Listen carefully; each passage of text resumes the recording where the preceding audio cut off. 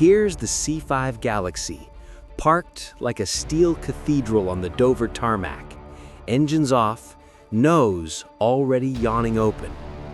Two M1 Abrams tanks, 140 tons of armor and bad attitude, are lined up behind it.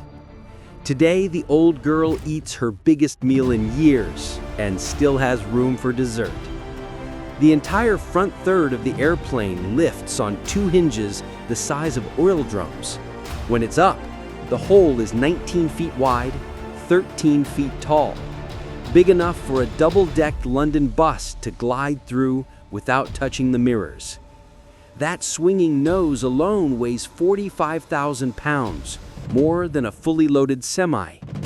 Two hydraulic rams, the diameter of fence posts, hold it skyward at 5,000 psi, pressure that can slice plate steel like cheesecake.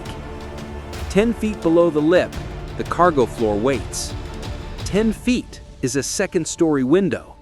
Try rolling 70 tons up a ramp that steep, and steel treads on aluminum behave like hockey pucks on glass. Push too hard, and the tank lunges. Too soft, and it slides back into the follow-me truck. So, the Galaxy kneels. 28 main wheels squat, nose gear folds into its belly, and the whole 840,000-pound airplane bows until the ramp kisses 3 feet off the ground, pickup truck height. The angle drops from climbing wall to gentle driveway. The first Abrams growls aboard, turbines screaming, 1,500 horses clawing for grip. 6 airmen swarm it with chains, thick as anchor rope. 40 chains, each rated for 25,000 pounds, because 9G bumps and turbulence turn a loose tank into a 70-ton wrecking ball. Second tank follows. The aluminum floor sags 6 inches under the load. That's not a flaw, it's a feature. The fuselage ribs flex like a python spine, spreading 280,000 pounds to the wings so nothing snaps. Inside, the cargo bay is one long tunnel, 121 feet stem to stern. The Wright brothers' first hop would have fit inside with room for spectators. Rails every 20 inches carry 8,336 tie-down rings strong enough to moor a frigate. Tanks roll in the rear doors, straight through and out the nose. Drive-through warfare perfected in 1970 and still unmatched. A Loadmaster cradles a tablet that thinks harder than NASA did in 1969. Slide the tanks 2 feet too far forward and the nose refuses to rotate. 2 feet aft and the tail strikes on takeoff. The software paints a green rectangle on the floor. Keep the center of gravity inside the box or the Galaxy stays grounded. Nose closes with a clang you feel in your teeth. Pilots climb a ladder 3 stories high, because when the visor swings up, the cockpit has to clear its own cargo bay. 23 windows wrap around like a greenhouse on stilts. From the left seat, the airplane disappears into its own shadow. Flight deck looks like Mission Control's grandfather. Analog gauges, toggle switches, and a yoke the size of a dinner plate. Pull it an inch and hydraulics the width of your thigh shove elevators bigger than a Cessna's wing. Rudder alone, 1,200 square feet of aluminum honeycomb.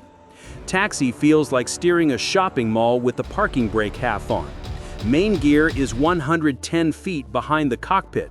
You turn by memory and prayer. Line up on Dover's runway 01, 8,400 feet of concrete, barely enough. Throttles forward, Ford TF-39s howl, each gulping 400 gallons a minute. At 120 knots, you're committed. Not enough asphalt left to stop. At 140, the pilot hauls back. At 155, the Galaxy sighs off the ground. Rotation is a slow-motion teeter-totter. Nose rises to 13 degrees, while the tail drags for 4 endless seconds, pivoting on 28 wheels until the wings finally bite. Gear takes 90 seconds to fold into 5 separate wells. Doors shut, and the drag queen becomes a swan. Climb is glacial. 500 feet per minute, sipping fuel like a frat boy with a keg. Crew trades seats every 4 hours. Behind the cockpit, bunks and a galley keep 12 people alive for 14-hour legs. Autopilot, George in pilot slang, flies straighter than any human. Cruise at 41,000 feet, air so thin the engines sound like distant waterfalls. Fuel shifts 2 inches per hour. The flight engineer pumps 51,000 gallons through 12 tanks and 11 transfer pumps just to keep the nose level. Mid-Atlantic, a KC-135 slides alongside, boom telescoping into the receptacle above the cockpit. 6,000 pounds of fuel per minute, 200,000 pounds in half an hour, doubling the Galaxy's weight at 400 miles per hour. 11 hours later, Poland. Descent starts 150 miles out on a 5-degree slope, steeper than any airliner dares because 500,000 pounds needs serious slowing. Gear down at 10 miles, 28 wheels punch into 250-knot wind, doors rip open like barn roofs in a tornado, drag yanks 20 knots off the airspeed instantly. Touchdown is blind, the main gear lands 110 feet behind the pilots. They fly the invisible wheels onto the concrete, then ease the nose down like landing a wheelie in reverse. 8 spoiler panels slap up, killing 40% of lift. Cascade thrust reversers bloom open, turning 85% of the fan air forward, 60,000 pounds of braking thrust.